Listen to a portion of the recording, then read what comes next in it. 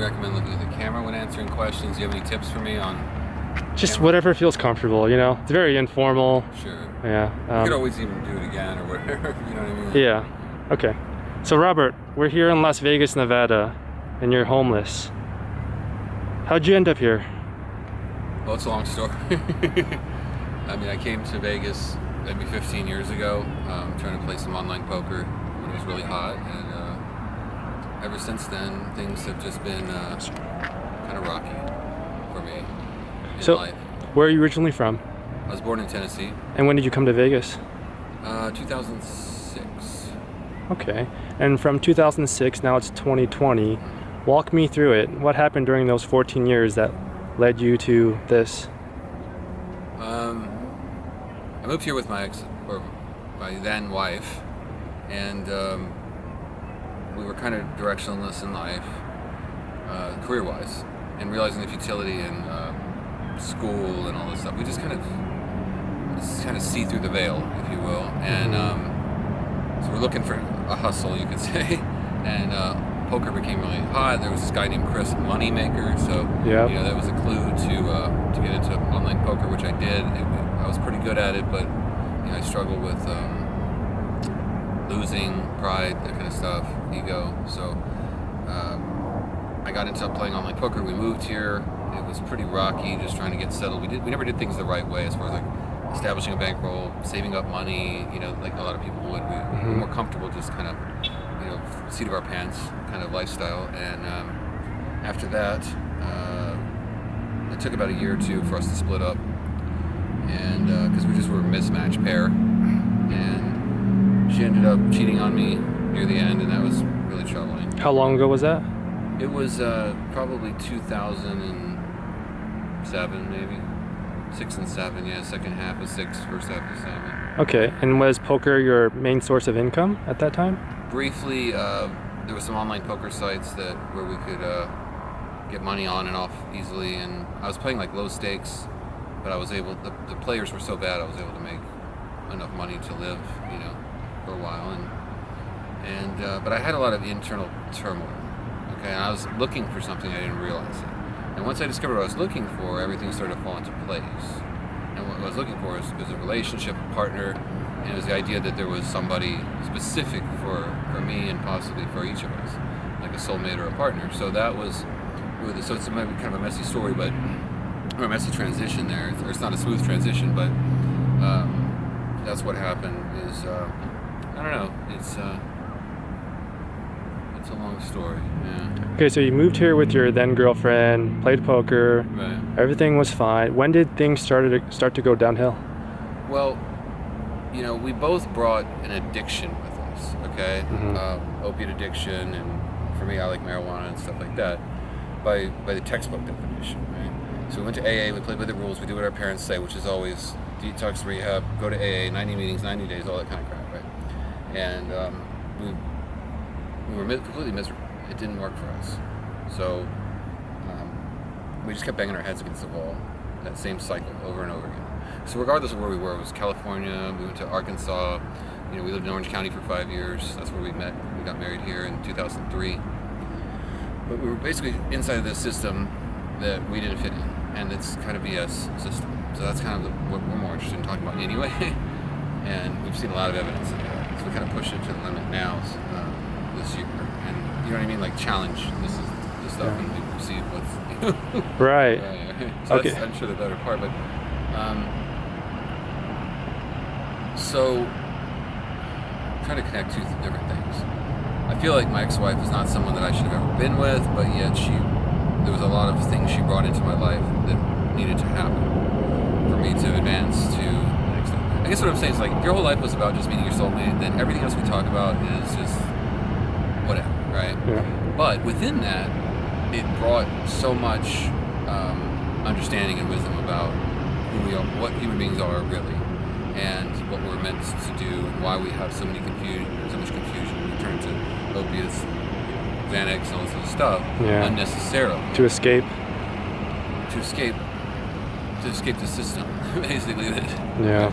So I've discovered that I don't even consider myself an addict. She still does. She smokes heroin off of foil. I think she's in rehab right now. and that's where we got separated. There's a lot. Let's hit a couple of bullet points. From 2013, I started doing YouTube. Okay, I switched from poker to YouTube.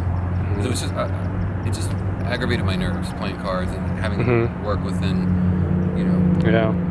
And I browsed your channel. I saw a lot of your content. It's very high quality, and you do have talent. Hey. And some of your videos have millions of views. There's one video with 11 million views. Right. And it just boggles my mind with someone with your talent is here on the streets living homeless. Right, and mine too, and my friends as well.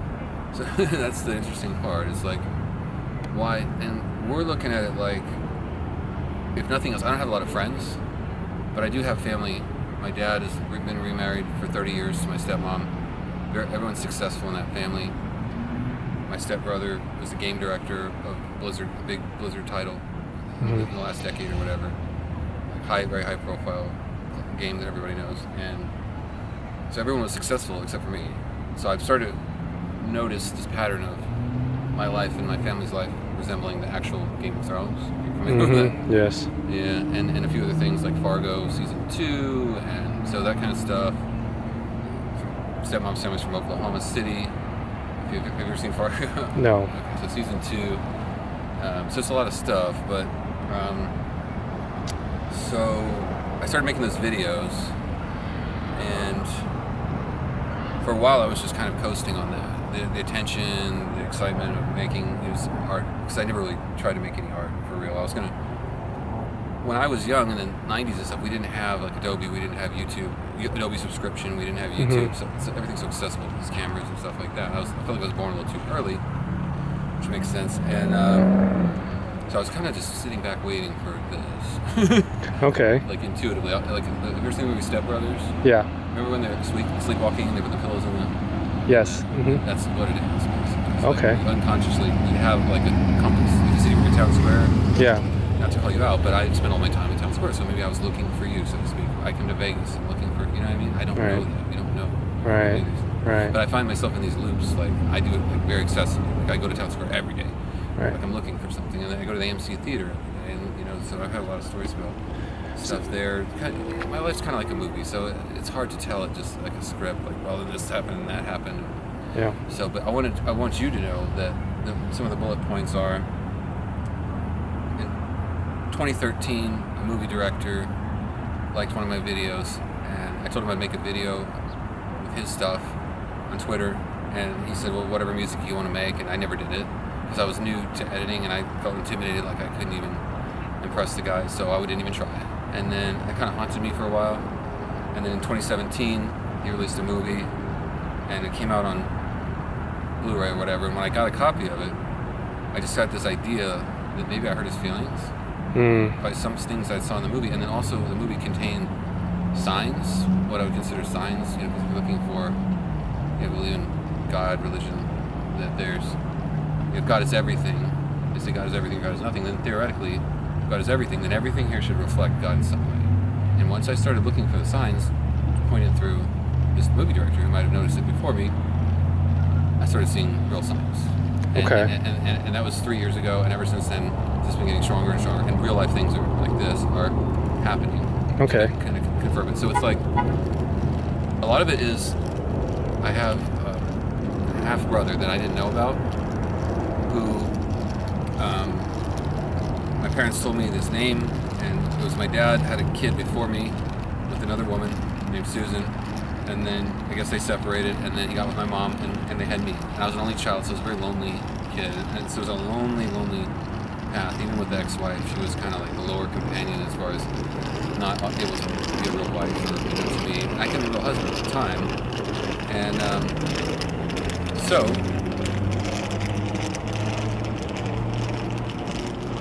I started working on the video. I started making a new video for that guy. I got really inspired, and for that director. And then I watched one of his movies, and I noticed a pattern or something interesting in there. There was an actress, and the movie seemed to be kind of like had coded message in it as far as it was more than just about the surface level. It was about, right? So And I realized, I thought that it was me that the woman was looking for, which this is where people would be considered crazy, like a drug-induced psychosis from smoking a lot of weed. I took pain pills, and I was quitting the pain pills. And I looked up drug-induced psychosis, and it said, feeling like someone's watching you, someone's after you, a celebrity, something. I'm like, oh, it's perfect. That's what it is. So were you able to make a living with YouTube videos and with that gig helping that director out? Well, that was more of like see, the thing is with these Hollywood people, it's more about our personal connection than business. Mm-hmm. That's why I'm sitting here right now. So I've already demonstrated to them that I have the talent they're looking for, but it's more about our relationship. We don't want it to be tainted by money or by them giving me unjust help and right. breaking with what we consider to be the karma of the situation. Right. If that makes sense. And so I know I'm kind of jumping around. It'd be easier to talk, we could talk in depth about specific things that happen, and then you get a really interesting. Can you just tell us how you ended up here? I mean, what were the factors that led you here? How'd you lose your home or your apartment? Okay, great. So let's talk about this year. I think now that you have that background.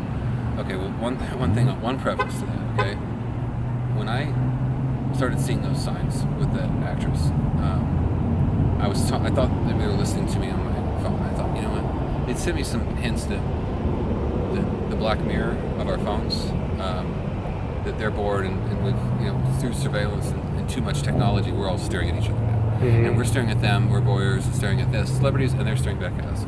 And that she's listening to me on my phone. So one day I was saying, she's not this, she's not that, and then the next day her Instagram profile had changed, like her description of herself, to match what I said, as though she had been listening. And ever since then, it's been advancing that way. So, and up till now, where it's really intense. But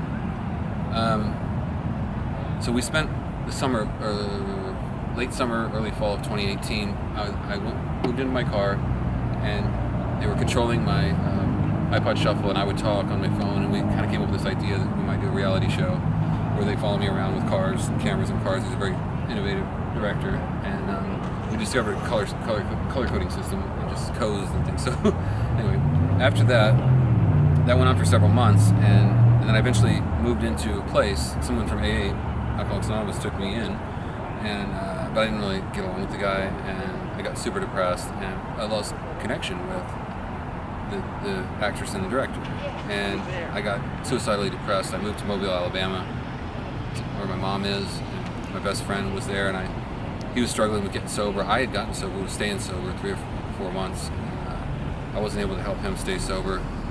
But when I was there, I got a job at Cracker Barrel. This is in Mobile, Alabama, in the beginning of last year, 2019, and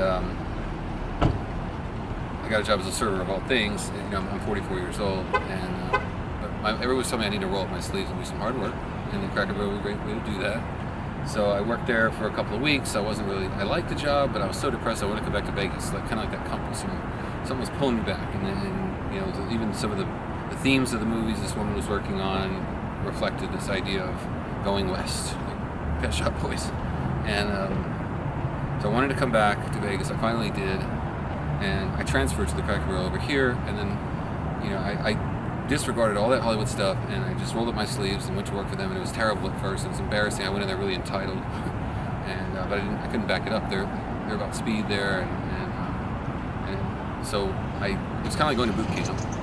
And I spent a year at Cracker Barrel until March of this year, and my back was getting a lot of pain, L2 vertebrae, pinched nerve.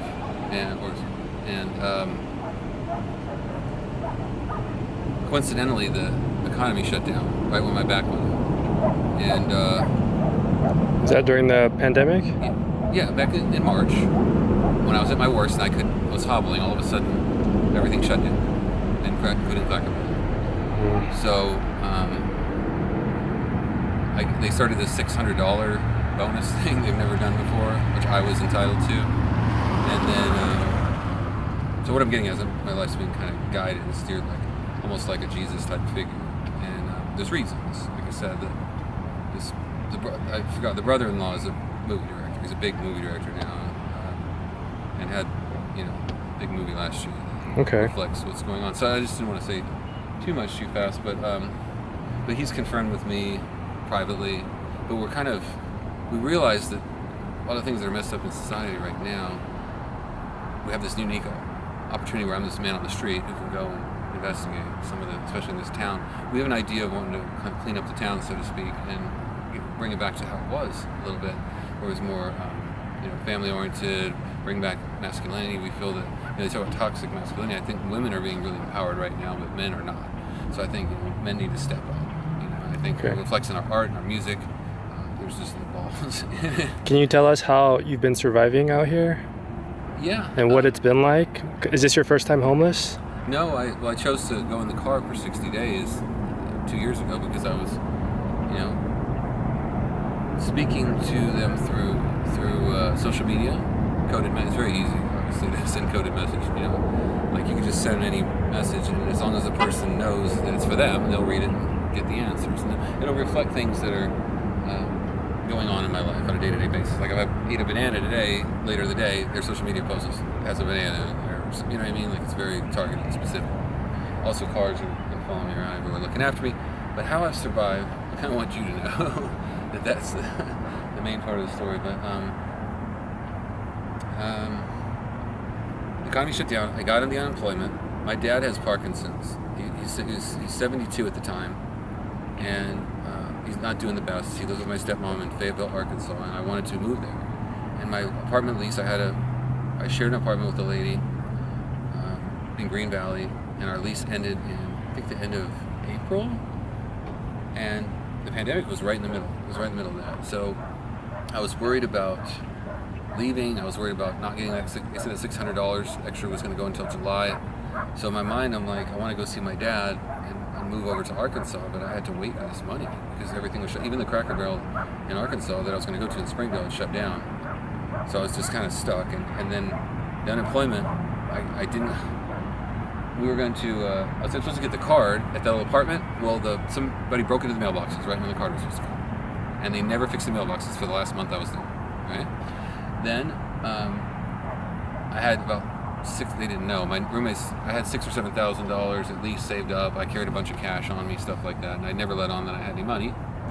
So I checked into the La Quinta at Sunset and Eastern right here, and then I was waiting to get the unemployment. It took 7 weeks of all those daily phone calls before you could get through, because they had my account stopped from an old job from 2 years ago. They put it in non-payment status, and even though I had applied and it qualified, they just didn't pay me. They turned it down every week, saying non-payment due to whatever the previous status. So it took me 7 weeks to get somebody on the phone to get my back pay, and then so I had got another $5,000 or $6,000 on top of that, and so someone was like encouraging me to stay here, and we ended up staying at the hotel, and then my signs and things started happening that compelled me to stay, like real signs, like the TV talking to you directly, and music talking to you directly, and very obvious stuff that people have seen through my stuff. And so I stayed in the hotel. I was telling Dad I'm going to come, but I was like, he's in a chair, he can't do anything. He's miserable. He's absolutely miserable. And I felt like this is my last chance to accomplish something. I felt like I've never really, they paid for me to go to college. I only did half of it. I felt so bad. Actually, there was a couple attempts at college. And I just wanted to bring something to him. So I waited. And then my ex-wife turned up. And we got this idea that, it never worked for us, and my stepmom told me to cut her loose, like she's this worthless junkie. And I just got this idea in my head, I'm not going to let her go no matter what. And I started to think about the actress who I wanted to meet and my ex-wife, and it was this chain, and we weren't going to let go of each other, no matter what anybody said. So I held on to her, and she didn't want to quit. I paid for her drugs and stuff, and we were working on things about rebuilding. Quitting drugs is nothing. I mean, it's learning how to be an adult, and we were working on those with some other people. We had some doctors and stuff working with us on how to, grow up and be an adult, basically, and live without drugs. And it took so long. It took 2 months or so. We were in that La Quinta right here for over 2 months, like every day in the same room, like they knew us, and then we eventually ran out of money. And the plan was, we went over to a Howard Johnson on Tropicana, which is also Wyndham. I had the diamond status with Wyndham, and they it's just like you think they're going to take care of you, but they don't. And the second the money runs out, they want you out the door. And we had a rocky exit of that sort. It's like of the La Quinta, and like it's me trying to clean the room for 5 hours, and they're trying to chase me with sticks to get me out of there. It's like they don't give a shit at all, about the customers. Like, I mean, I spent, I don't know how much, $80 a day times 60, like $5-6 grand there, and they don't give a crap about that. So, and the general manager, the first night I was there at the La Quinta, I pulled into the back. I'd already stayed there for like a week in May, a couple months prior, and so I was comfortable at the hotel. My mom always stays there. There's some kids, teenage kids in the back right next to me, no license plate on their car, and they're you can tell they're not, things are not going well for them. And I get up, I'm trying to sit here and relax, and I'm trying to get in my car, and the guy's looking at me, staring at me, like really, mocking me. And I said something to him, and he got in his car, he was gonna fight me. So right for the very first night, things went rocky. And so I complained to the management, the staff handled it poorly, the security handled it poorly. Those people ended up coming back the next day and driving through right about 10 minutes to 12 when the checkout time was. I caught them like they were waiting to see if I was gone, so that they could, or 10 minutes after 12, I should say, so that they could park in the lot again. I suspect the guy was like, stay there. My mom had stayed there before and said she heard there was an underground gambling game in the hallway that they wouldn't do anything about, so we got dirt on this kind of shit. And then ultimately that general manager, after that incident, I talked to her, and she was a smooth talking lady, and she's like, oh, Mr. Jones, I'm going to handle all your issues personally from now on. You won't have another problem. So some time goes by. Problem? No, she's nowhere to be found. Another problem? I asked for her. She's not available, right? Finally, when it comes checkout time, the only time she came down was to make sure that I got out of there, and called the police on me. We're not doing anything wrong. My car had been impounded. My girlfriend had been, taken to jail for that. And so we're totally discombobulated. We have all our stuff in this. It takes a long time to move, all your possessions out of a hotel room. You think, what's the big deal? That's why. It took me 5 hours to clean the room, and she ended up still calling the cops and having a criminal trespass. I got a paper here. You know what I mean? It's ridiculous. Right. We never did anything to them. Okay, Robert, thank you so much for talking to me. Yeah.